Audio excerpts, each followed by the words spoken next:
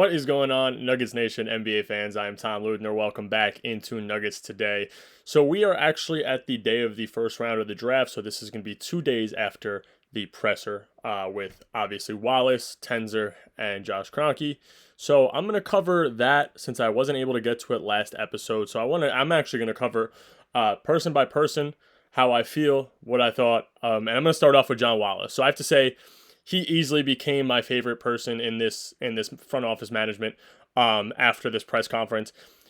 It seems that he has a good relationship with all the guys. He kept mentioning familiarity with the team and how that's the reason he came back, because he's familiar with the organization and he likes the people that he was able to coach prior or be part of prior.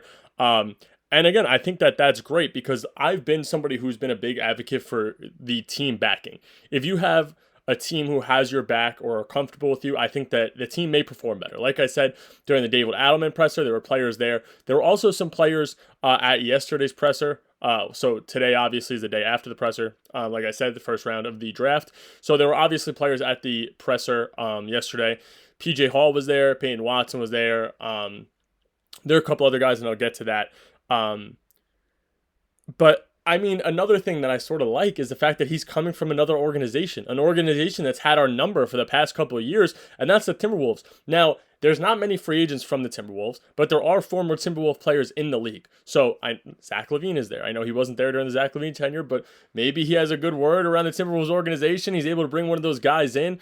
I would love if he was he would attempt to make a move for Nickeil Alexander-Walker, and I covered that last episode. I just don't think that I would like to see Nah on a massive contract. I know he still is young, but I would like to bring him in, just maybe at maybe the mid-level exception, or maybe if you free up cap, you give him a little bit more.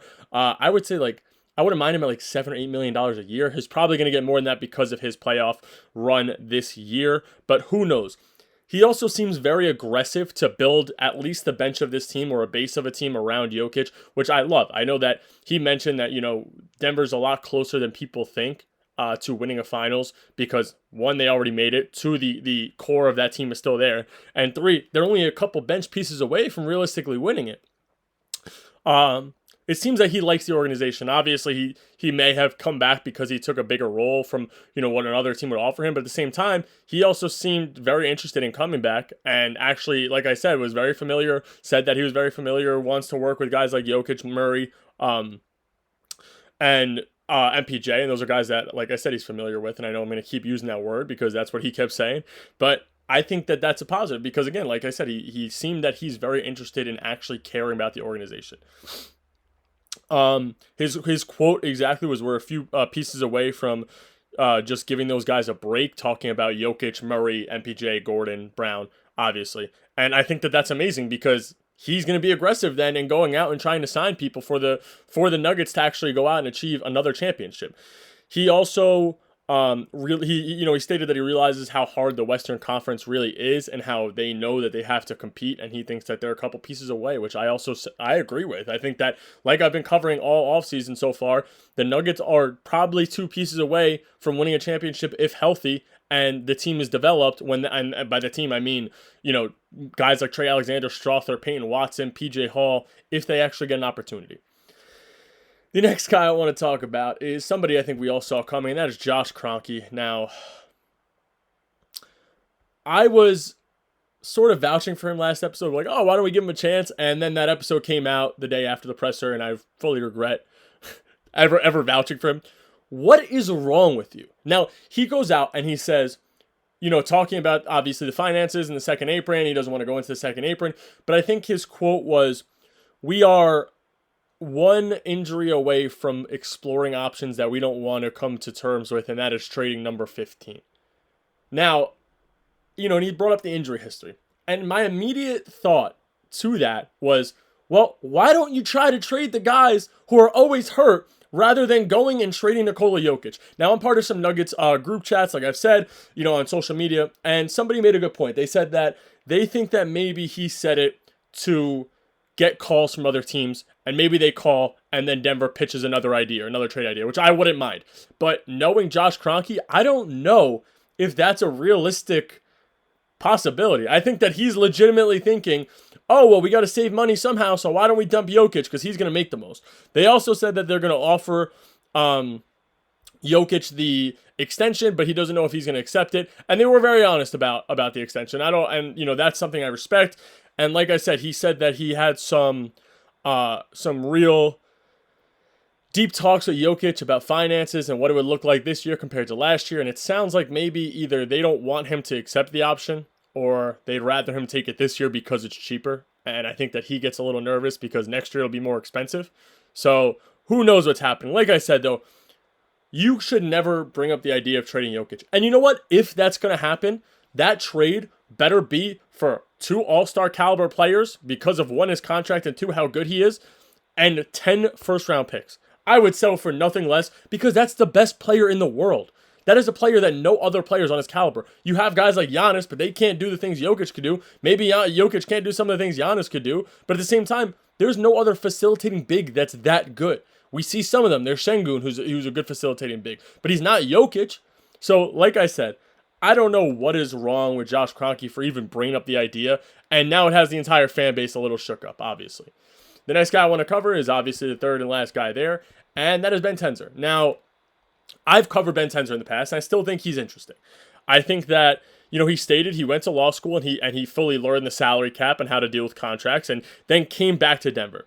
He covered Deron Holmes, and he said that he wants to be very patient with his playing and his rehab. He will be playing in the summer league, but he doesn't want to rush him, and he wants him to feel like he's comfortable enough to play. He made a comment about being very aggressive to trade into the draft. I know that John Wallace wasn't there during the pre-draft process, and Ben Tenzer was, and he was working with Josh Kroenke, and I think he said that we're going to go out and if we like somebody, we're going to get them. Something along those lines. And I really like that because he didn't seem very aggressive the entire presser, and then he brings up a comment like that, and that's great. That's something that Denver needs. They need a guy who's going to be aggressive, and I think that Wallace can be that guy, but I think that Ben Tenzer making a comment like that makes me very confident.